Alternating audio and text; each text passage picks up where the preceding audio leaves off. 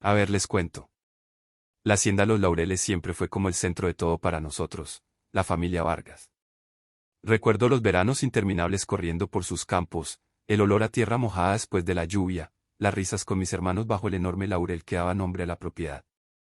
Mi papá, don Rafael, siempre fue la figura dominante, un hombre de pocas palabras pero de gran corazón, aunque a veces su carácter era un poco áspero. Él era el que tomaba todas las decisiones, pero siempre buscando lo mejor para nosotros, a su manera. Solo que los años no perdonan, y la salud de mi papá comenzó a deteriorarse de forma notoria. Primero fueron pequeños olvidos, luego la fatiga constante, hasta que se hizo evidente que necesitaba cuidados constantes.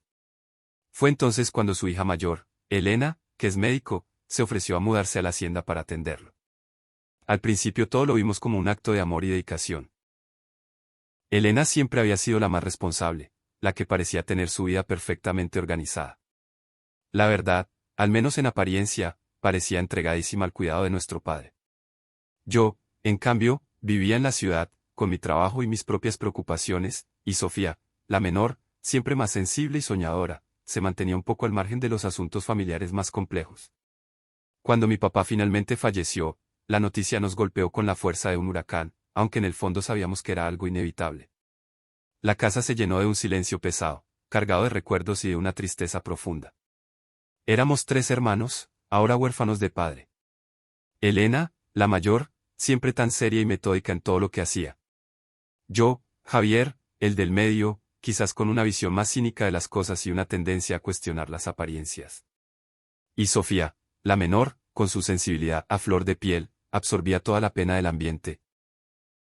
Nos reunimos en la biblioteca de la hacienda, el lugar donde mi papá solía pasar horas leyendo, para escuchar la lectura del testamento. El abogado, el doctor Benavides, un señor de traje impecable y modales suaves, comenzó a leer las últimas voluntades de nuestro padre. Entonces vino la sorpresa, una sorpresa que nos dejó a Sofía y a mí con un sabor amargo en la boca. Resulta que la mayor parte de la herencia, incluyendo la querida hacienda Los Laureles, se la dejaba a Elena. A Sofía y a mí nos había correspondido una parte significativamente menor, unas cuentas bancarias y algunas propiedades menores en el pueblo. Imagínense mi cara, la incredulidad pintada en cada rasgo. Siempre había dado por sentado que mi papá, a pesar de su carácter a veces impredecible, dividiría sus bienes de una forma más equitativa entre sus 3 hijos. En ese instante, un sentimiento de injusticia me invadió por completo, y salté, no me pude quedar callado. Le dije a Elena que no me parecía justo, que no entendía la razón de esa disparidad, que cómo era posible que papá hubiera tomado una decisión así. Ella, con esa calma estudiada que siempre la caracterizaba en los momentos de tensión, dijo que mi papá confiaba plenamente en su criterio para administrar todo el patrimonio familiar, que él sabía que ella velaría por el bienestar de todos. Pero yo no me lo creí del todo. En los últimos meses, Elena había estado tan presente en la vida de mi papá, tan dedicada a sus cuidados, y ahora, curiosamente, era la principal beneficiaria. A Sofía la vi sentada en un sillón, con la mirada perdida y el rostro pálido, tratando de calmar los ánimos con un gesto suave de la mano, pero la verdad es que la tensión en el ambiente se podía cortar con un cuchillo desde el principio. Uno empieza a recordar cosas, detalles que antes pasaban desapercibidos y que ahora, a la luz de esta inesperada herencia, adquirían un significado inquietante. En los últimos meses de mi papá, Elena siempre estaba ahí, supervisando sus comidas, administrándole sus medicinas. Recuerdo que él a veces parecía un poco ausente, confundido, medio dormido después de tomar sus pastillas. Y Elena siempre era la que hablaba con el médico por teléfono, la que nos informaba sobre su estado, la que parecía tener todo bajo control. Eran pequeños detalles, casi insignificantes en su momento, que ahora, con la lectura del testamento resonando en mi cabeza, me hacían sentir una punzada de desconfianza en el pecho. Después de la lectura del testamento, yo no podía quedarme tranquilo. La sensación de que algo no encajaba me carcomía por dentro. Empecé a revisar los documentos de mi papá, sus antiguas pólizas de seguro, sus extractos bancarios, cualquier cosa que pudiera arrojar luz sobre este repentino cambio de parecer. Sofía, con su habitual actitud conciliadora, me decía que lo dejara pasar, que no buscara problemas donde quizás no los había, que no nos hiciéramos más daño como familia. Pero yo sentía en lo más profundo de mi ser que algo no estaba bien, que mi papá nunca habría tomado una decisión así sin una razón de peso, o peor aún, bajo una influencia indebida. Recuerdo perfectamente conversaciones con papá, le decía a Sofía en voz baja, para que Elena no nos escuchara, donde hablaba de dividir todo entre nosotros 3, por igual. Esto no tiene lógica, Sofía, simplemente no la tiene. Y justo en ese momento, como si la hubiera invocado con mis pensamientos, aparecía Elena en el umbral de la puerta, preguntando de qué estábamos hablando, con esa mirada penetrante que siempre me hacía sentir incómodo, como si tuviéramos algo que ocultar. Yo le dije directamente, sin rodeos, que no entendía el cambio tan radical en el testamento, sobre todo por lo mucho que ella lo había cuidado en sus últimos meses. Ella se puso inmediatamente a la defensiva, elevando un poco la voz y diciendo que solo había hecho lo que cualquier hija haría por su padre, que su dedicación era prueba de su amor filial. Pero sus palabras sonaban huecas, carentes de la sinceridad que yo esperaba. Un día, mientras intentaba encontrar algún documento relevante en el estudio de mi papá, escuché a Elena hablando por teléfono en su consultorio.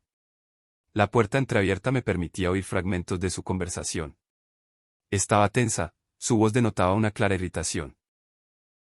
Decía que no entendía tanto alboroto por la herencia, que ella simplemente había cuidado de mi papá, administrándole sus medicamentos según las indicaciones médicas, siguiendo estrictamente la receta. Pero había algo en su tono, una nota de ansiedad apenas disimulada, que me puso en alerta. Y al final de la conversación, la escuché decir que necesitaba unos resultados de laboratorio con urgencia, que era importante para cerrar de una vez por todas el asunto de la herencia.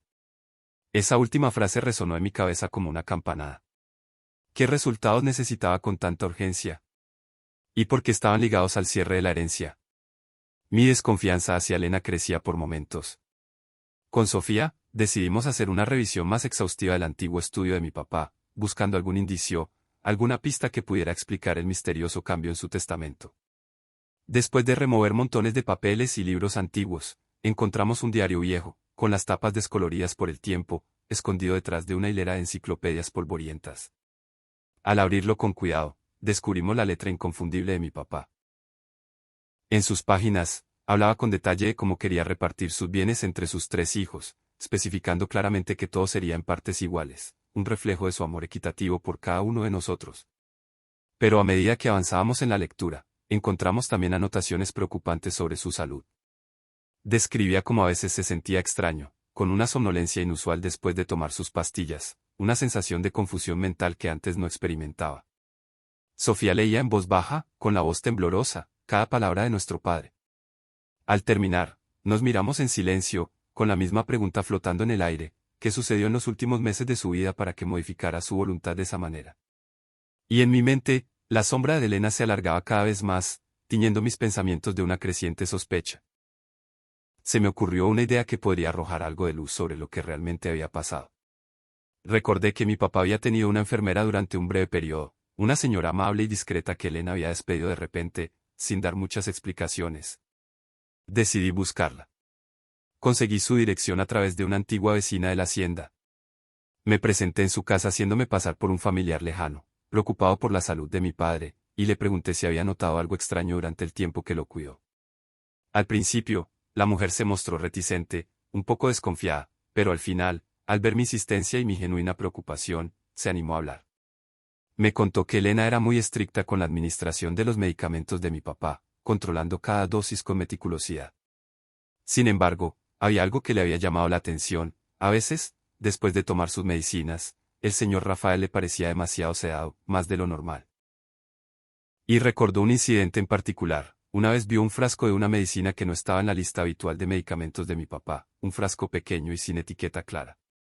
Cuando le preguntó a Elena al respecto, ella se puso visiblemente nerviosa, esquivando su pregunta con evasivas. Lo más inquietante de todo es que al día siguiente, sin ninguna explicación lógica, la enfermera fue despedida y reemplazada por otra persona. Esa revelación fue como una descarga eléctrica para mí. Las piezas del rompecabezas comenzaban a encajar, formando una imagen cada vez más oscura y perturbadora. Algo turbio, sin duda, había pasado en esa casa. La tensión en la hacienda se había vuelto casi insoportable. Un silencio denso y cargado de reproches flotaba en el aire cada vez que Elena, Sofía y yo coincidíamos en la misma habitación. Elena, ajena o fingiendo ignorar mis crecientes sospechas, insistía en la necesidad de agilizar los trámites para la legalización del testamento. Parecía ansiosa por tomar posesión de su cuantiosa herencia. Yo ya no podía más, la incertidumbre y la rabia contenida me estaban consumiendo por dentro. Un día, la confronté directamente en el salón principal, sin importar la presencia de Sofía. ¿Qué le hiciste a papá, Elena? ¿Por qué cambió su testamento de esa manera?, le pregunté con la voz cargada de acusación. Ella se defendió con vehemencia, negando cualquier implicación y tachándome de paranoico, de estar alimentando fantasmas donde no lo sabía. Insistió en que mi papá había tomado sus propias decisiones, libremente y consciente de sus actos. Pero yo no me dejé intimidar por su aparente indignación.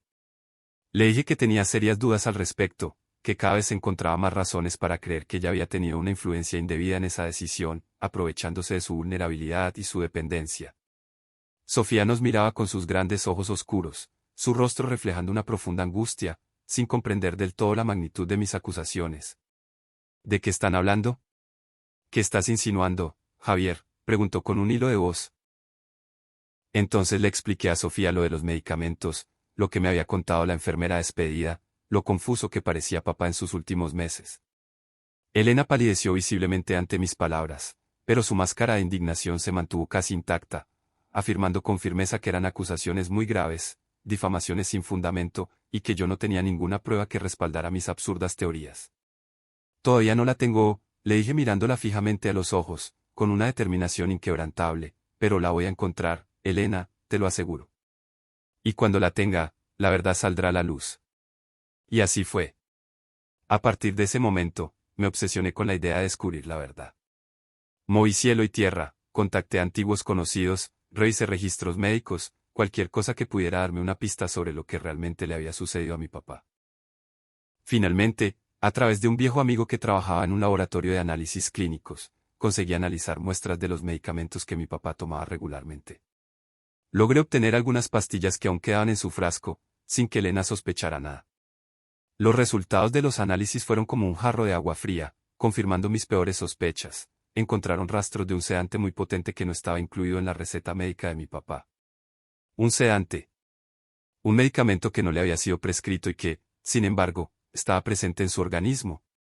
Con Sofía, compartiendo la misma incredulidad y horror ante el resultado de los análisis, armados con el informe del laboratorio como única prueba tangible, fuimos a confrontar a Elena una vez más. Se lo pusimos sobre la mesa de su impecable consultorio, preguntándole directamente qué significaba eso, si podía explicar la presencia de ese medicamento que no figuraba en la lista de las prescripciones de mi papá. Por primera vez desde que había comenzado todo este turbio asunto, vi a Elena perder por completo el control. Su rostro se descompuso, su estudiada calma se hizo añicos, y pude ver el miedo puro y aterrador reflejado en sus ojos. Sofía, con la voz apenas un susurro tembloroso, le preguntó qué le había hecho a nuestro papá. Elena empezó a balbucear excusas incoherentes, diciendo que solo quería que estuviera tranquilo, que a veces se ponía muy agitado por las noches, que era por su propio bien, que no quería verlo sufrir. Pero sus palabras sonaban falsas, desesperadas. Yo no me tragué ni una sola de sus justificaciones. Lo seabas a escondidas, Elena. Para que no cambiara el testamento. Para mantenerlo en un estado de confusión mental y que siguiera pensando que tú eras la única que lo cuidaba, le pregunté con la voz dura y acusadora, directo al grano. Ella evitó mi mirada, sus ojos se llenaron de lágrimas que comenzaron a resbalar por sus mejillas pálidas. Dijo que no quería hacerle daño, que todo lo había hecho por amor, que solo quería asegurar su futuro y el de Sofía, que mi papá siempre había confiado más en ella, que ella sentía que merecía una mayor parte de la herencia después de todo el sacrificio y la dedicación que le había brindado. Sus palabras eran un torrente de justificaciones egoístas, revelando la verdadera motivación detrás de sus actos. Inmediatamente después de esa dolorosa confrontación, fuimos con el doctor Benavides y le mostramos el informe del laboratorio. Él se quedó lívido al leer los resultados, su rostro reflejaba una mezcla de sorpresa e indignación.